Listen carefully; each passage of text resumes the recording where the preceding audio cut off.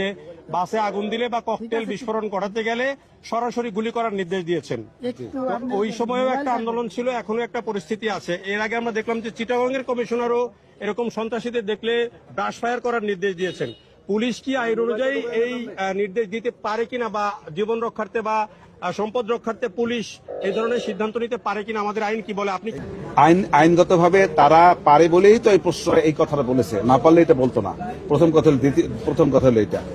আর সেটা ব্যাপারটা হলো ওখানে ইয়েটা ছিল যে যদি কোনো সন্ত্রাসী গাড়িতে আগুন দেয়, দিয়ে পালানোর চেষ্টা করে, সেই ক্ষেত্রে এই কথাটা বলেছে। আমার মামলার সঙ্গে এইটার প্রেক্ষাপটটা এক না। তৎকালীন সময়ে কোনো এইভাবে যে গাড়িতে আগুন দেওয়ার প্রশ্ন ছিল না।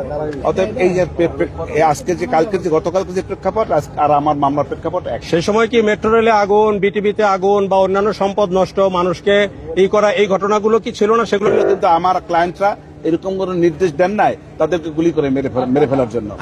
কিন্তু আমার ক্লায়েন্টরা এরকম কোনো নির্দেশ দেন নাই তাদেরকে গুলি করে মেরে ফেলার জন্য।